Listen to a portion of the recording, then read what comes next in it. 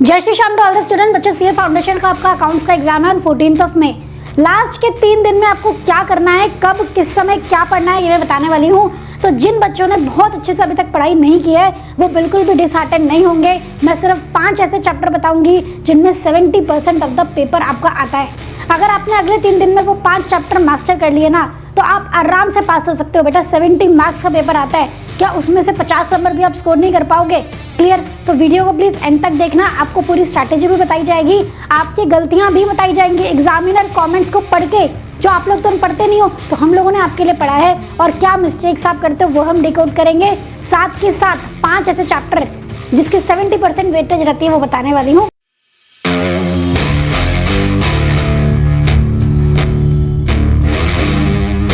चलिए स्टार्ट करते हैं, ज्यादा टाइम हम लोग नहीं लगाएंगे। तो 5 अटेम्प्ट के पेपर को एनालाइज करने के बाद और 3 एग्जामिनर रिपोर्ट को एनालाइज करने के बाद ये वीडियो बन रही है। तो कोई ऐसा रैंडम या वेग वीडियो आप लोगों के लिए नहीं है। 70% मार्क्स 5 पेपर से आता है, सिर्फ और सिर्फ 5 पेपर से, 5 चैप्टर से आगे चलेंगे तो आपको पता लग जाएगा। और एग्जामिनर कमेंट कहता है कि सेम गलतियां बार बार करते हैं, उसका रीजन पता है? आपने कभी एग्जामिनर रिपोर्ट पढ़ी है? नहीं पढ़ी ना, यही रीजन है बस, ठीक है। और चलिए, अगर आप एग्जामिनर रिपोर्ट को पढ़ लो, वो गलतियां ना करो, तो आप 30 से 35 नंबर अपने बचा सकते हो। ध्यान से देखो, सबसे पहली गलती, सबसे कॉमन गलती जो नहीं होनी चाहिए, पता नहीं क्यों होती है, ट्रू फॉल्स। इतना इजी ट्रू फॉल्स आते हैं और आप ट्रू फॉल्स तो कर लेते हो, ट्रू और फॉल्स लिख के या तो छोड़ देते हो या रीजन ही गलत दे देते हो, तो पूरा गलत हो जाता है वो। थ्योरी आप अच्छे से नहीं लिखते हो प्रॉपर। अगर आपसे कुछ फॉर एग्जांपल अकाउंटिंग स्टैंडर्ड की लिमिटेशन पूछी जा रही हैं तो आप पॉइंटर्स को प्रॉपरली नहीं लिखते हो। इट इज़ अ रूल बेटा, पहले थोड़ा सा उसके बारे में बता दो एक लाइन में, अकाउंटिंग स्टैंडर्ड क्या है। लिमिटेशन लिख रहे हो तो start with the most important limitation. आप उल्टे सीधे फालतू के पॉइंट पहले लिख देते हो, वो भी अपनी लैंग्वेज में कुछ भी कहानियां बना रहे हो, वहां आपके थ्योरी के मार्क्स कट हो जाते हैं। पार्टनरशिप जो इतने ज्यादा वेटेज की आती है उसमें आप बेसिक मिस्टेक कर देते हो, सैक्रिफाइसिंग गेनिंग रेशियो कैलकुलेट करने में। बेटा अगर वो गलत है तो फिर आंसर कैसे सही निकलेगा? हिडन गुडविल बार बार कहते हैं इंपॉर्टेंट टॉपिक है, आप क्यों उसे प्रैक्टिस नहीं करते हो? मेमोरेंडम रिवैल्यूएशन बना दिया रिवैल्यूएशन की जगह, तो ये छोटी छोटी चीजें आपके मार्क्स कट करा देती हैं। फॉरफीचर री इशू में आपको पूछा फॉरफीचर की एंट्री है, आप इशू की एंट्री से चालू हो गए, commonly mistake, commonly done mistake है ये, ठीक है। आप करेक्ट कैपिटलिज्म नहीं कैलकुलेट करते हो। तो अगर आपको ये गलतियां पता लग रही हैं तो अब अगले 3 दिन पे इनमें वर्क करना है। ये आते हैं, ये मोस्ट रिपीटेड टॉपिक है, इसलिए ही मोस्ट रिपीटेड मिस्टेक्स है, ठीक है। तो अगले 3 दिन में आपको इनको सुधारना है। और रिडम्पशन ऑफ प्रेफरेंस शेयर में आप सीआरआर कैलकुलेशन गलत कर देते हो।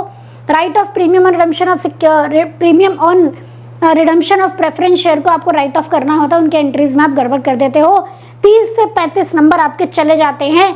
रिपोर्ट तो कहती है 35 से 40, चलो मैं तो 30 से 35 बोल रही हूँ। समझ में आ रही है बात? तो ये गलतियां आपको नहीं करनी है। इसको सबसे पहले मैंने क्यों रखा है कि अगर आप पढ़ने जा रहे हो तो आपको पता होना चाहिए कि क्या गलतियां नहीं करनी है। जब क्वेश्चन सॉल्व कर रहे हो तो इन पॉइंट्स को आप ध्यान रखना। आगे चलो, hot topics for May 26 exam. देखो, हर एग्जाम में पेपर आता ही आता है, हर एग्जाम में ट्रू फॉल्स 12 नंबर का, थ्योरी जो एएस का कॉन्सेप्ट वैल्यूएशन इसके रिगार्डिंग 4 नंबर का जो क्वेश्चन नंबर 1 का बी पार्ट आता है।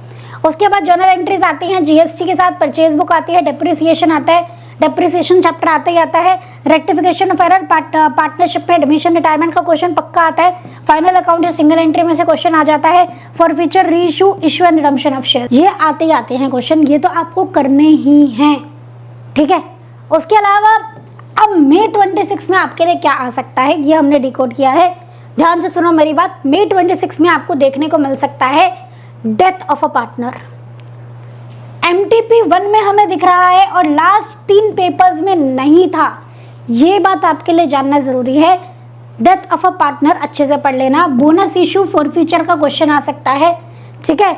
उसके बाद dissolution of partnership very important. Depreciation method में चेंज हो रहा है, ये तो हमें पता ही है, वैसे भी इंपॉर्टेंट है, आपको May 26 के एग्जाम में दिख सकता है। RTP MTP दोनों में है, ठीक है। BRS जो नेगेटिव बैलेंस से स्टार्ट हो रहा है उसका क्वेश्चन आपको दिख सकता है, तो ध्यान रखना। गुडविल में सुपर प्रॉफिट मेथड पे आपका क्वेश्चन आ सकता है। इन्वेंट्री में सेल ऑन रिटर्न और स्टॉक कट ऑफ का आपका कैलकुलेशन आ सकता है। प्रोविजन वर्सेस कॉन्टिजेंट लायबिलिटी का थ्योरी आ सकता है। तो कॉन्टिजेंट लायबिलिटी, कॉन्टिजेंट एसेट्स, इनको आप अच्छे से कर लेना है। अब बात करते हैं डे वाइज स्ट्रेटेजी की, जिसके लिए आप यहाँ आए हो। तो सबसे पहले आपको क्या करना है, मॉर्निंग में सुबह सुबह 3 घंटे बैठ के आपको मेजर मोटे मोटे चैप्टर निपटा लेने हैं, जैसे admission of a partner, retirement, death. Admission of a partner में revaluation, capital account, balance sheet पता ही है आपको। रिटायरमेंट में मेमोरेंडम, रिवैल्यूएशन ध्यान रखना है, डेन गुडविल ध्यान रखना है, क्योंकि मैंने आपको बताया था मिस्टेक वाले पॉइंट है। Sacrificing gaining ratio different type की निकालना, आप लोग अच्छे से प्रैक्टिस कर लेना। Joint life policy, executive account 20 number done है। उसके बाद आफ्टरनून में 3.5 घंटे में आपको क्या करना है, issue, forfeiture, reissue of share, redemption of preference share, ठीक है। बायबैक की थ्योरी उसी में कवर हो जाएगी और बोनस शेयर की थ्योरी आपकी इसी में कवर हो जाएगी। बोनस शेयर का प्रैक्टिकल भी कर लेंगे आप। उसके बाद इवनिंग में शाम को 2 घंटे में आपको ट्रू फॉल्स अपने 20 नंबर पक्के करने हैं। अंडर एस्टिमेट नहीं करना है। ट्रू फॉल्स आपके 12 नंबर की आती है और थ्योरी आपकी 8 नंबर की आती है। 20 नंबर ये होते हैं। ट्रू फॉल्स की प्रैक्टिस करोगे तो 12 नंबर पक्के हो जाएंगे और थ्योरी की भी मैं बताऊंगी कब करनी है। तो ट्रू फॉल्स का सेशन हम लोग लेके आ रहे हैं 11 तारीख को, ठीक है। तो 11 मई को आपका ट्रू फॉल्स का सेशन रहने वाला है शाम को 6 बजे, तो सभी बच्चे वो जरूर अटेंड कर लेना, ठीक है। और उसके बाद साथ में हमारे कर लेना। उसके बाद आपको क्या करना है, जब आप एग्जाम में रीजन लिख रहे होगे तो 2 लाइन कम से कम आपको रीजन की लिखनी है। जब आप प्रैक्टिस कर रहे हो तो बोल बोल के रीजन भी प्रैक्टिस करो। खाली ट्रू फॉल्स मत देखो कि मैं वहां लिख लूंगा, वहां नहीं लिखना आएगा, यहीं पे आपको प्रैक्टिस करनी पड़ेगी, ठीक है। 11 बजे तक सो जाएंगे और 10 बजे के बाद फोन बंद कर देंगे। 10 से 11 आपको बुक पढ़ना है, बातचीत करनी है फैमिली के साथ, वो करोगे आप, ठीक है। 11 बजे सो जाओ। अगले दिन की तैयारी करनी है हमें। अगले दिन डे 2 पे हमें क्या करना है, सुबह उठना है 6 बजे और हमें फाइनल अकाउंट्स और इन्वेंट्री निपटा देना है। Trading, P&L, balance sheet, closing stock, doubtful debt, prepaid, outstanding, ये सारी इंपॉर्टेंट एडजस्टमेंट बता रही हूँ। मैन्युफैक्चरिंग अकाउंट वेरी इंपॉर्टेंट, एक सम हाथ से सॉल्व करके देख लेना और इन्वेंट्री के क्वेश्चन कर लेना। उसके बाद आफ्टरनून में 3 घंटे में आपको depreciation and rectification of errors खत्म कर लेना है, ठीक है। ये सारी चीज़ें आपको पता है, WDV, SLM, sum of 8 digit method, provision for depreciation, machinery disposal account, और रेक्टिफिकेशन में आपको सस्पेंस अकाउंट, कब सस्पेंस अकाउंट ओपन होता है, कब P&L एडजस्टमेंट अकाउंट ओपन होता है, सारी चीज़ें अच्छे से कर लेना। Error affecting P&L of next year, वही P&L एडजस्टमेंट अकाउंट के बारे में बात कर रहे हैं। तो ये आपके 18 से 22 नंबर पक्के हो जाएंगे। और शाम को 2 घंटे रख के BRS, NPO और बिल ऑफ एक्सचेंज करना है, ठीक है। आपको मैक्सिमम 30 मिनट्स BRS लगेगा, 30 मिनट्स BOE लगेगा और NPO में आपको लगाना है 1 घंटा, ठीक है। ठीक है, तो आधा घंटा ऊपर लग जाएगा तो देख लेना, वो आपके हिसाब से है। मुझे लगता है कितनी देर में हो जाएगा, आप देख लेना एक बार। तो receipts and payment account, income and expenditure, receipts and payment से इनकम एंड एक्सपेंडिचर निकालना, फंड बेस्ड, सब्सक्रिप्शन की कैलकुलेशन 100% आती है। BRS नेगेटिव बैलेंस से स्टार्ट हो रहा है क्वेश्चन, वो आप जरूर प्रैक्टिस करना क्योंकि उसके आने के चांसेस है। बिल ऑफ एक्सचेंज में एंडोर्समेंट की, इंसॉल्वेंसी की एंट्री बहुत अच्छे से कर लेना। मोटा मोटा 2 दिन के बाद आपका 35 मार्क्स का ये हो गया है और 50 मार्क्स का ये हो गया है। 85 मार्क्स का ऑलमोस्ट हमने सिलेबस रिवाइज कर लिया है। उसके बाद डे 3 में हमें क्या करना है, 13 मई में सुबह उठेंगे, ठीक है। आपको ज़्यादा कुछ इतना नहीं टेंशन लेना है। थ्योरी, जर्नल, लेजर, इनकी प्रैक्टिस कर लेना। थ्योरी का सेशन हम लोग 12 तारीख को 12 मई को शाम को लेंगे, तो वही सेशन सुन लेना, ठीक है। सारी 100% थ्योरी कवर हो जाएगी। शाम को 6 बजे सेशन रहेगा 12 मई को। जर्नल एंट्रीज अच्छे से कर लेंगे। पास्ट 5 to 6 ईयर के क्वेश्चंस की जर्नल एंट्री एक बार देख लें। मैं अकाउंटिंग थ्योरी तो क्या मैं आपको बता ही दूंगी सारी की सारी, ठीक है। थ्योरी तो आपको जो PDF मिलेगी ना, वो वहाँ से आप कर लेना, आपकी 100% थ्योरी कवर हो जाएगी। आप वैसे टॉपिक पूछो तो बता देती हूँ, accounting standard, valuation principles, fundamental accounting concepts, convention important है, provision versus contingent liability, contingent asset मैंने कहा था ये इंपॉर्टेंट है, ठीक है। थ्योरी का वैसे आपको PDF दूंगी, आप उससे कर लेना। 1% भी आपको शक की गुंजाइश नहीं रहेगी कि इसमें सब कुछ कवर हो रहा है कि नहीं। आप एक बार सेशन देखना तो सही, बहुत मेहनत लगी है उसके ऊपर भी। शाम को आफ्टरनून में 3 घंटे में आपको RTP MTP देखना है। करंट ईयर वाला, करंट अटेम्प्ट वाला RTP देख लेंगे, MTP देख लेंगे, सारे फॉर्मूलेज एक बार रिवाइज कर लेंगे, ठीक है। कोई क्वेश्चन बहुत टफ लगता है सॉल्व कर लो। शाम को 2 घंटे में आपको क्या करना है, फटाफट क्विक रिवीजन करनी है पार्टनरशिप और कंपनीज अकाउंट की, ठीक है। 30 मिनट्स में क्विक रिवीजन कर लो। जो टफ फॉर्मूले हैं, कॉन्सेप्ट्स, उनको रिवाइज कर लो। फॉर्मूला शीट आपने बनाई होगी, 2 बार उसको पढ़ लो। बैग रेडी कर लो, admit card, pen, calculator, 2 calculator होने चाहिए अकाउंट्स के पेपर में कम से कम, ठीक है। पेन रख लो 4-5 अच्छे खासे, calculator, admit card, ID card, सब कुछ अपना अच्छे से रख लेंगे। प्रॉपर डबल चेक कर लेना। 10:30 बजे तक सो जाओ। अकाउंट्स का पेपर बहुत लेंथी होता है बेटा, you need to have proper sleep ताकि आप प्रॉपरली पेपर अटेम्प्ट कर पाओ। एग्जाम से पहले क्या क्या रिवाइज करके जाना है, कब क्या रिवाइज करना है, सब बता दिया। अब आप देखो एग्जाम हॉल में आपको क्या करना है। अकाउंट्स के पेपर की सबसे बड़ी प्रॉब्लम ये है कि टाइम पे पूरा नहीं होता है, तो टाइम मैनेजमेंट मैं आपको बता रही हूँ, ठीक है। शुरू के 15 मिनट को कैसे यूटिलाइज करेंगे, आप सारे क्वेश्चन को स्कैन करना, डीपली स्टडी मत करना, ठीक है। पता लग जाता है कि हमें ये आता है कि नहीं आता है, एंड सेलेक्ट कि कौन सा क्वेश्चन हमें लीव करना है, कौन सा अटेम्प्ट करना है, और सीक्वेंस भी आप डिसाइड कर लेना, ठीक है। सीक्वेंस भी डिसाइड कर लेना कि कौन सा क्वेश्चन मैं पहले करूंगा, कौन सा क्वेश्चन बाद में। बेस्ट क्वेश्चन से आप लोग स्टार्ट करेंगे, ठीक है। और उसके बाद मैक्सिमम 20 नंबर के लिए आपको 30 मिनट लगने चाहिए, सीधा सीधा हिसाब है। एक नंबर के लिए 1.5 मिनट से ज़्यादा नहीं लगना चाहिए। 10 नंबर का क्वेश्चन है अगर, तो हार्डली 15 मिनट लगने चाहिए, इस बात का आप ध्यान रखेंगे। तो इसकी तैयारी आप अभी से ही शुरू कर देना। 3 दिन में अगर आप कोई क्वेश्चन करो, मेक श्योर टाइमर लगा के क्वेश्चन करो, और वर्किंग नोट को स्किप नहीं करना है। लास्ट के 10 मिनट में सारे टोटल चेक करो, गलती से सिली मिस्टेक से ट्रू फॉल्स में ट्रू की जगह फॉल्स तो नहीं लिख दिया, एक बार गो थ्रू कर लो फटाफट सारे स्टेटमेंट्स को, ठीक है। ऐसी मिस्टेक जो आपके 8 से 10 नंबर काट लेती है बिना बात के। वर्किंग नोट क्लियरली ना दिखाना, नरेशन ना लिखना, नरेशन लिखना बेटा आधा नंबर पर एंट्री नरेशन का जाता है। देखो नरेशन नहीं लिखते हो ना आप, तो आधा नंबर 0.5 मार्क्स पर एंट्री आपका नरेशन का कट जाता है, ठीक है।